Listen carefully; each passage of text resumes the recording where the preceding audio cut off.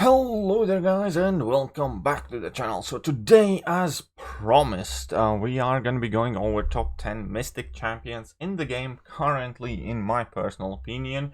So far we have done already Tech, which was prior to Mystic, we have done Cosmic, and we started off with Skill. The reasoning behind that is because I uploaded kind of like a class ranking, and then in that exact same order I'm going through the top 10 champions in each class individually. Before we're gonna start the top 10, I do have to give some honorable mentions to the champions that didn't quite make it. In this case, that's going to be Mephisto. Also, as I'm at it, I'm recording it all on Ounce May because the game's currently down for extra emergency maintenance. So yeah, that's a great way to start the anniversary, but hey. So yeah, Mephisto, I do like him. He has regained some prominence in Alliance War meta. He's actually relatively frequently used, largely due to Hazard, Shift, Incinerate, Poison, and that's much more of a happenstance just because he happens to be poison, immune, and benefit from Incinerate effects. So there we go, Mephisto is actually being used these days, so shout out him for that. Then we have Man-Thing, and where is that little Man-Thing? I did lose him somewhere around here. And I want to shout out Man-Thing, not because necessarily he would be the echelon of top Mystic quality, but much more just because he's one of the most enjoyable champions to play with. I do really enjoy it. If you do have max Mystic Dispersion, I do recommend just going out there and having fun with Man-Thing. I do like it a lot. Plus, he has like quite a bunch of quite cool synergies as well. And another champion that didn't quite make it on today's list, and it is Dr. VOODOO. Now, Dr. VOODOO, he is actually still maintaining his relevance despite being quite an old champion, and I know that many people do love him a lot. My personal issues with Dr. VOODOO often are two very simple facts. Normally, I do typically find some better options for the jobs that Dr. VOODOO does as a Mystic champion, but it also is to do with his short dash back, and that just causes a lot more errors. And I know it's something that you can get around with by practicing more and playing Dr. VOODOO, and he definitely is a good champion. And again, keep in mind all of these lists are subjective, but for me personally, I have always just kind of like shied away from Dr. VOODOO and relied on different options, but I can perfectly naturally assume that Dr. VOODOO is actually well worthy of landing somewhere on the top 10. It's just not quite for me. Right, now we can start this list off with spot number 10. Spot number 10 currently, listen out, everybody who is on page, is going to be TIGRA. Now, TIGRA can do some absolutely insane bonkers things. I have to give that to her. I actually, yesterday, took my TIGRA up to rank 2, and I'm well devoted to actually practice and learn how to use her. And I do believe she is going to make it higher on the list. The reason I cannot place her higher currently is, despite seeing a lot of great things TIGRA can do and has done, and on this channel I have showcased some very crazy TIGRA gameplay, to fully understand where she is going to lie on the list, I also need to be fully able to use her, see how easy it is, see how hard it is, see what she can do if she played perfectly, because you can always get that perfect fight and make things look easy, but what you don't see when a video of crazy gameplay gets posted is how many tries did it take, for instance, or is it just a fight where everything happens perfectly, or is it a very common occurrence with enough practice you are able to repeat it time in and time out again.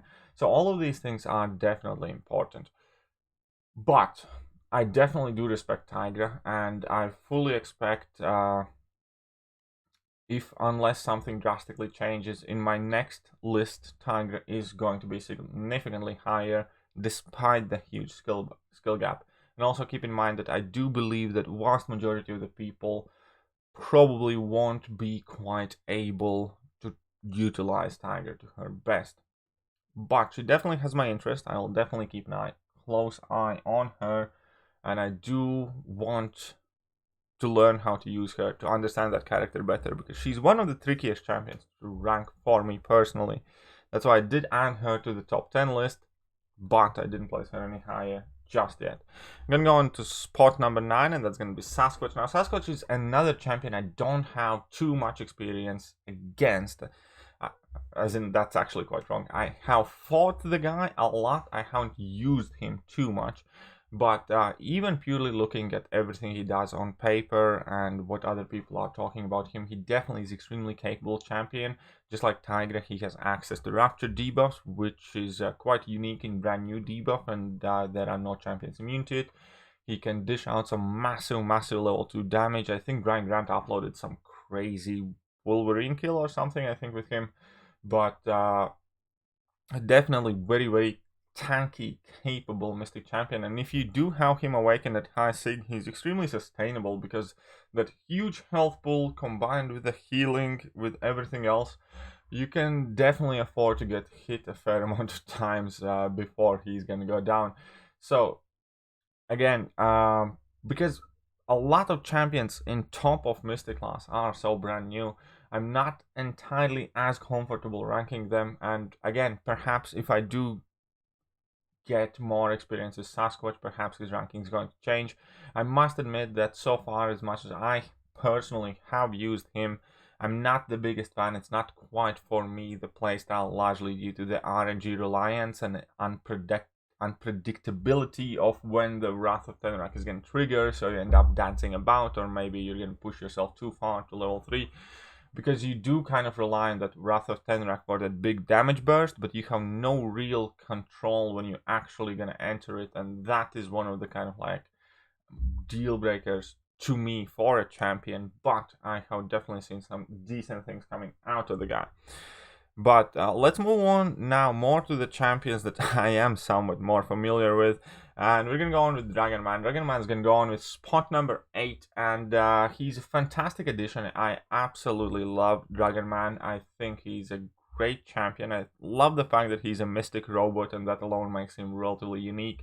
He has quite crazy power gain, but unfortunately his combat power rate is reduced kind of due to that. But there are plenty of crazy good things that he can do. He has access to slow debuff, which is always awesome, as slow is pretty much my favorite debuff in the game.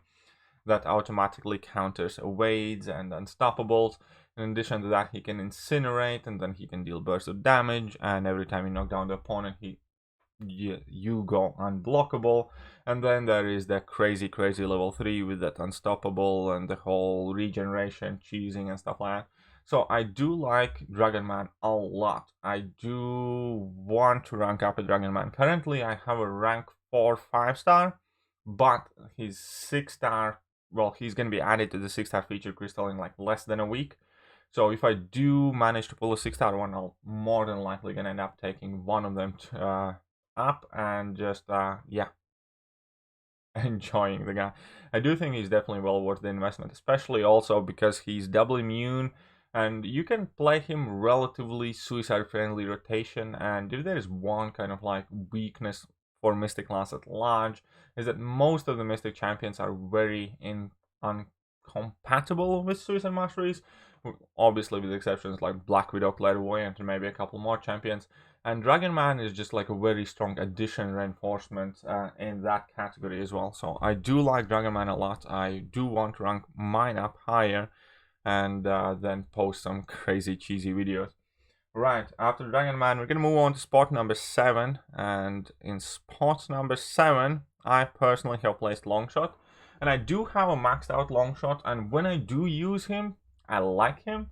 The problem is that LONGSHOT's ability set is relatively basic for a Mystic character, and these days when you bring in a Mystic champion, you kind of want him to do more, or you need them to do more.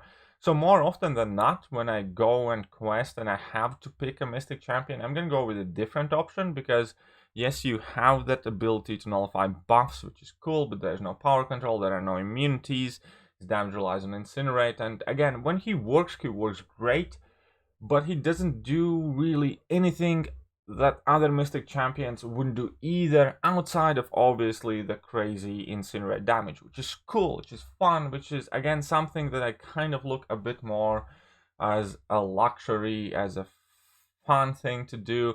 But at large, for most part, whenever you're gonna need a Mystic Champion, if you can use a Longshot, you can also use a different Mystic Champion, if that makes sense. And that's why he's not higher on the list. He's very good at what he does. Unfortunately, all the other Mystic Champions that are also very good typically do more, maybe slower, with less damage, because his damage per second is really, really high. But he just does the things that he does and nothing more. That's about it. And I know his rotations. I play him a lot. I know his rotations. I have used him a lot, but typically it's kind of like specifically when I want to have fun with Longshot, not when I'm gonna go in a quest and I'm gonna look for a good Mystic Champion.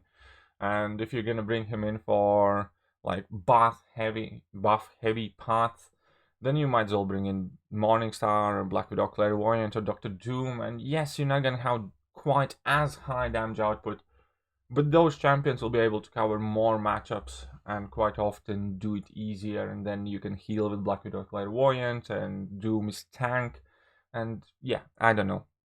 I just never, in general basis, if I have an option to go with, let's say, 565 Sorcerer Supreme or 565 Dr. Doom and bring a Longshot, hardly ever I'm gonna bring in a Longshot in any kind of like serious questing scenario. So that's why he is where he is. I do like him. I do think he's a great addition and great reinforcement for Mystic class. I just don't think he quite competes with any champion above him. Speaking of champions above him, at spot number 6, I do have placed MOJO, and I do think that MOJO's offensive utility is criminally underrated. And he's a champion that does need high sig ability and basically the sig 200 to gain maximum benefit from that fury. And he's a bit of a ramp up character, but unlike most ramp up characters, you can actually access pretty much all the same abilities within the first fight. It's just going to take you a bit longer. Other than that, I absolutely love the fact that he deals degeneration damage that's passive. That means that unlike, for example, Longshot, where you rely on Incinerate damage and need to work around champions who are Incinerate immune, in addition to the fact that those are actual debuffs and they're gonna get shrugged off, MOJO doesn't care. There's very, very few champions in a game who can counter degen in any capacity. Therefore, whenever you need a damage overtime option, he's going to be there. Those are not debuffs, those are passive, so you can work around corner nodes and tenacity nodes or champion abilities that shrug off debuffs quicker. And yeah, there's nothing pretty much immune to it. And in addition to that, obviously, yes, his block proficiency is kind of trashy, but he does get that regen. He plays his own buffs on opponent in combination with Mystic Dispersion. You can some crazy damage output. And yeah, I do like MOJO. My only kind of like criticism about MOJO for a Mystic character would be that he doesn't really kind of have the best buff control for permanent buffs. If the buff is on timer, then MOJO is pretty much the best. But if opponents have permanent buffs, then you will kind of have to rely on that level 1, which only nullifies 1 at a time, which is not quite what you want Mystic Champions for. But MOJO isn't really also like a standard Mystic Champion in a sense where you really don't care if opponents have all that many buffs, because as soon as he gets ramped up, your level 2s deal massive degen. Every time you enter, well, you trigger a prompt or you complete a mission, so to speak, you give buffs to them. And your damage output really doesn't suffer all that much in matchups where opponents don't have any buffs. And that is, for a Mystic class champion, very big upside for me personally. Right, and next we're going to move on to some more traditional values, I suppose, and that is going to be Symbiote Supreme. Now, Symbiote Supreme has never really quite been my cup of tea, and I don't know, his power gain mechanic is typically what kind of like does it for me, but I cannot possibly deny the power of this character, the fact that he has had many great matchups in Act 6 overall, and I assume he has some great use in Act 7 now as well. If opponent can be bled, he's fantastic, especially if they do have some sort of access with buffs. Now again, I wouldn't really want to start with Symbiote Supreme as my initial Mystic character, again, because he's relatively specific in what he can do, and where he shines in. In a general average fight, I would almost never want to use a guy. He's a champion where it's very great to have him ranked up for when you need him. But if you're gonna go in a quest and you're gonna do a random lane in any given quest, it's like 9 times out of 10, you're not really gonna want to use the guy. You're gonna want to use some different damage dealing options, and then bring out Symbiote Supreme for the times when, yes, opponent is buff heavy, when you can bleed him. And actually, even if you cannot bleed the opponent, if the buffs are there with his all power gain, level 3 cycling, perhaps some mystic boost, you can still deal crazy damage. So having the bleed immunity isn't like quite a deal breaker for Symbiote Supreme. It's mainly just having those buffs and having the ability to trigger the Mystic Dispersion, gain the power steal if you're level 2s, cycle them, and there are a ton of great things. Again, it's just not quite a champion perhaps, maybe for me, but it's very hard to deny all of the great things that he has done in Act 6 so far specifically. And he still gets used, for instance, for Alliance Wars and occasion, and so on and so forth. Not quite my strong suit. But next we're going to be moving up to a champion that is totally my speed and that I absolutely love and adore. And I cannot say enough how happy I was to see MAGIK being one of the top 10 AW champions still. MAGIK to this day somehow has managed to keep her relevant, and being a champion that's not available as a 6-star and still being as dominant as an Alliance War, it's a really quite remarkable feat.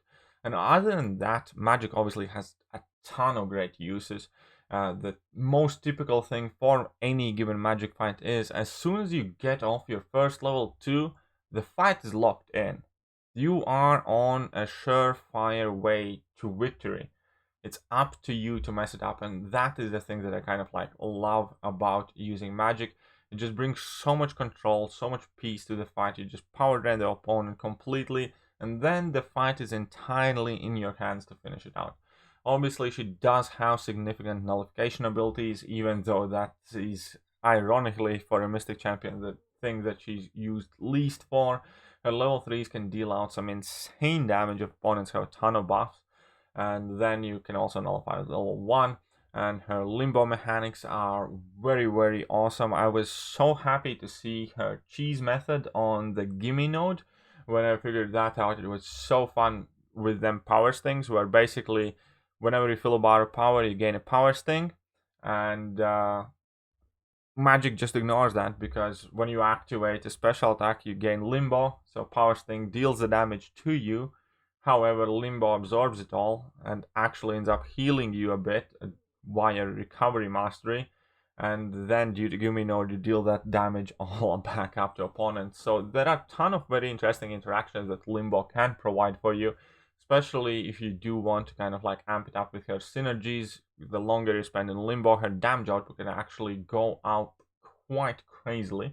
I have recently showcased a rank 5 MAGIK with maxed out Professor X with Warlock and Morningstar synergies, and yeah, she can deal some very nutty damage actually when fully synergized, even though the damage is far from the thing that she's known for. She is the queen of power control, and yeah, I find her still to be extremely reliable, absolutely awesome, and the best at what she does. And what she does is keeping opponent's power bar at 0.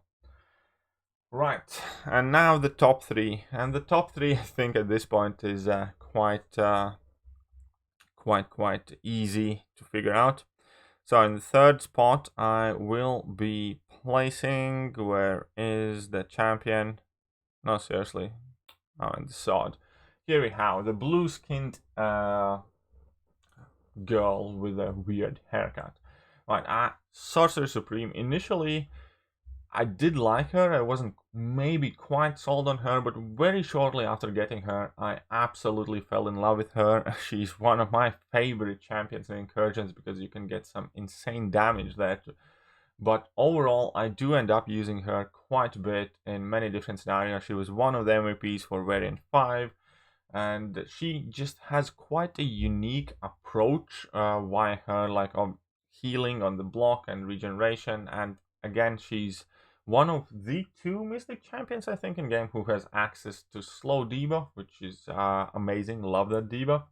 And then on top of it all, she has access to armor break, very strong nullification abilities, some power control, and that block ability is just crazy impressive.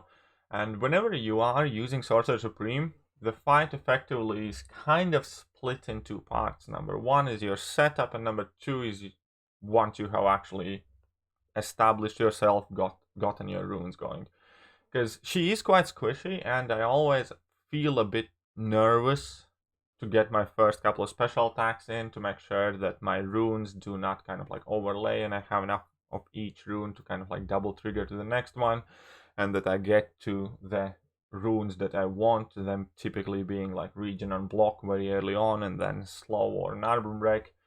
But once you have gotten the rhythm with her, you just feel invincible in those fights. You finish half, if not more, fights with a full yellow bar thanks to her heal and thanks to her like regeneration on the block. And once you have established yourself, you quite honestly feel absolutely invincible because you can just block everything. You never have to really worry about intercepting or block damage or any of that stuff. You nullify opponents' buffs, you slow them down, you armor break them, you deal tons of damage with level 2s and level 3s. And it's a crazy good time that makes you enjoy the fight itself. Now, she is not the greatest champion for short to medium level fights. She kind of excels in somewhat kind of like medium long to long fights because there is some setup time and her damage increase over time. And it is significant for her that the opponent has some buffs because that can just amplify her damage so much because those special attacks, and if you can double, triple, quadruple stack the armor breaks, obviously deal some very, very good damage. Overall, I also think her increased ability accuracy is extremely underrated. That basically a decent enough SIG means that she can ignore plenty of nodes that somewhat hinder your ability accuracy, or she can ignore dominoes, for instance, because her abilities will always trigger. So yeah, I could praise this character for days, to be honest. And I think when it comes to actually using a champion, out of all Mystic champions, she's definitely one of my favorite. Definitely favorite in top 5 for sure. She's very, very fun champion. Right. Next up, I'm going to be going up to a quite clear second place. And second place here is Black Widow Clairvoyant. And again, for those of you with Suicide Masteries, obviously she's your queen, your mystic, trump in the hall, or however. So Black Widow Clairvoyant has just so much of utility built into her and kind of customization. There are obvious weaknesses that come with that, especially with looking at some of the new nodes where occasionally you face trouble shifting her modes quickly enough and you cannot quite choose which mode you want to transfer to next. You have to go in certain order. But all of those things put aside, access to bleed, poison, and incinerate immunity, access to bleed, poison, and incinerate debuffs, access to a ton of power control, healing, and power gain, being a mystic champion, putting buff immunity on opponents, dealing a ton of damage. Also, quite unique cheat death mechanic on her signature ability. Unfortunately, that's just too short to be used for most part. I really wish her signature ability would actually increase the death touch duration to a point where you can benefit from it properly, but you can't have everything. So ultimately, Black Widow Clairvoyant is a champion that does not need awakened ability at all whatsoever because it's rarely coming into play. But yes, the main thing, the biggest thing that I personally enjoy with Black Widow Clairvoyant and why I didn't hesitate to take her up to rank 3 is the fact that she is the most suicide friendly Mystic champion. And for me, they work in perfect tandem with any other Mystic champions because I might use a different champion if I am not running Suicide Masteries because her damage output might not be the most inspiring one, especially if you do not have Suicide Masteries active. And at times I'll feel it is a bit lacking without Suicide Masteries. But then I can bring in a ton of other Mystic champions who work perfectly. But whenever I do have Suicide Masteries active, her damage goes up, her utility pretty much goes up, and she's the go-to mystic. And I love that. I love the fact that I have a very, very strong mystic character available to me, whichever mastery setup I use. And that was one of the downfalls of mystic class, and still is to a degree, where most mystic champions really don't like that recoil. But she can take it and she can thrive upon it, because the amount she heals from her level 2 in bleed curse is directly reliant on the amount of damage you deal. So yeah. And then we have spot number 1. And spot number 1 is without doubt Doom. And I don't think it can be argued. I don't think it can be questioned. Dr. Doom is crazy good champion. He's so tanky. He's great on defense. He's great on offense. There are plenty of cheese methods available. Again, when you use Dr. Doom, you just feel so much in control. And even if something bad does happen, vast majority of the time, you don't really care, because he's such a tank opponent. Pretty much never ever crits against him, and you take so little damage. And then thanks to aura, you can often eat like a special attack and take very little damage from that. And yeah, I think he has definitely improved mystic class standing by himself pretty much. The time he came out, it took a while for most people to actually kind of fully appreciate what he can do, but once Doom Loop kind of got discovered, and then all of the floodgates pretty much opened, and at this point Doom, in my opinion, is more than likely one of the 5 best champions in the game. And he was the most used champion in Alliance War Tier 1 wars as well. And that just perfectly demonstrates how dominant he is, how reliable he is, how versatile he is. His immunities to shock and armor break are helpful. His nullification abilities are second to none. His power control is unique yet extremely powerful. His access to shock and incinerate debuffs are always ever so helpful.